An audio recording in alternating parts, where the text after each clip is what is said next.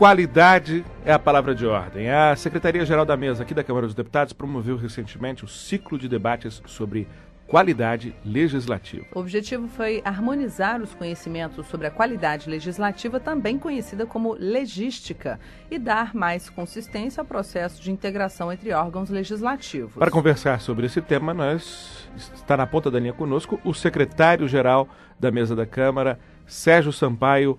Muito bom dia, Sérgio. Um prazer tê-lo conosco aqui no Manhã no Parlamento. Bom dia, Lincoln. Bom dia, ouvintes da Rádio Câmara. É um prazer participar do programa. Pois não.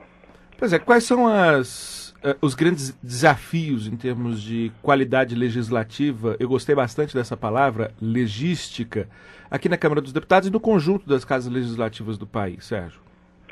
Olha, é uma busca permanente, né, pela melhoria do processo de elaboração legislativa. Isso envolve uma série de ações, né? O mundo inteiro vem se debruçando sobre esse tema, vem se preocupando. Então, há modelos que são muito interessantes em diversos países que pressupõem um estudo detalhado da problemática que se pretende abordar, das diversas linhas de ações para atuar, para resolver aquele problema.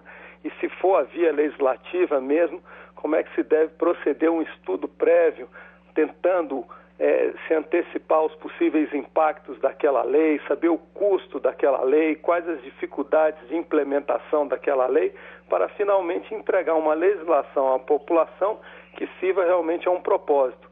E ainda mais, depois buscar avaliar se aquela lei realmente produziu o resultado esperado pelo parlamento. Então, esse conjunto de ações na busca da melhoria da qualidade legislativa é que se dá o nome aí de legística.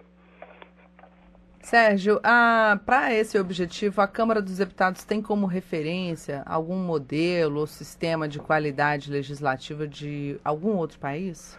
Olha, ontem nós estivemos debatendo em torno do modelo implementado e adotado na Inglaterra, no Reino Unido, né? Os países europeus são países que já estão mais avançados nesse ponto. Alguns se preocupam, como o Reino Unido, desde meados da década de 60, já tem iniciativas nesse sentido.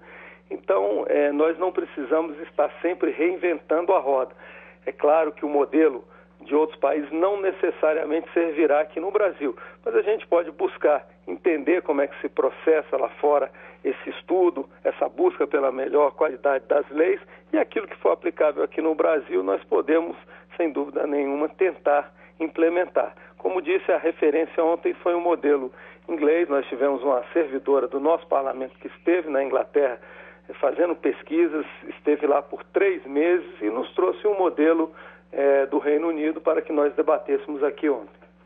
Sérgio Sampaio, me chamou muita atenção essa observação que você fez na sua fala inicial sobre a necessidade do parlamento acompanhar todo o processo para que a lei se torne, durante seu processo de construção, a mais eficaz possível, mas que se acompanhe também o processo a partir da existência da lei. Porque no Brasil a gente tem aquilo que não é só do Brasil, mas há culturalmente a impressão de que é só brasileiro, da lei que pega, da lei que não pega.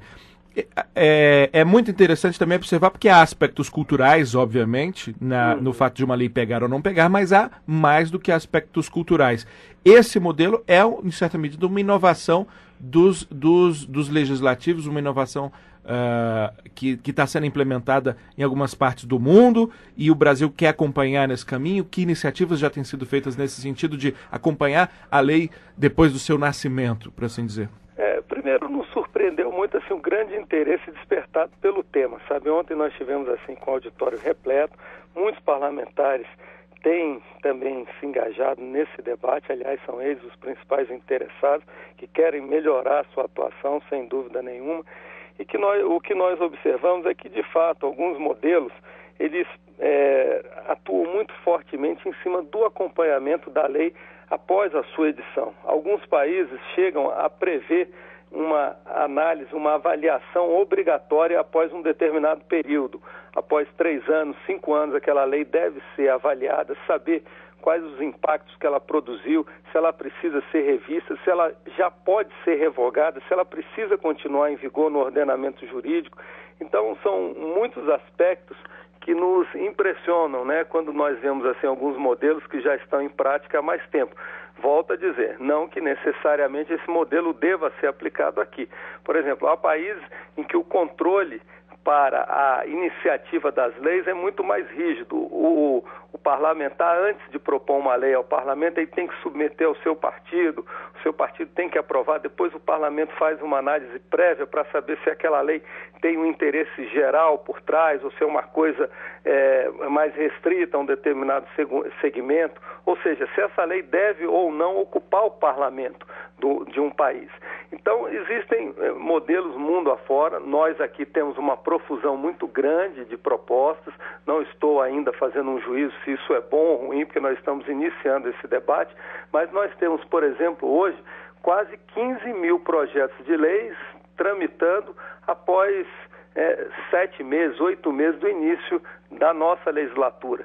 Então, com essa quantidade de projetos de lei, nós temos a certeza de que realmente aquelas iniciativas de parlamentares que querem ver alguma solução já pronta, que possa ser oferecida à sociedade, às vezes fica prejudicado, porque realmente o processo legislativo se torna moroso, muitas vezes há uma dificuldade muito grande para um deputado conseguir aprovar aquilo que ele se comprometeu junto ao seu eleitor. Às vezes o parlamentar está imbuído assim, dos melhores propósitos e o processo é que traz essas dificuldades. Então, eu acho que todos nós devemos nos debruçar sobre o tema, servidores, parlamentares, todos aqueles que atuam no processo de elaboração legislativa, para buscar as melhores saídas para o nosso país.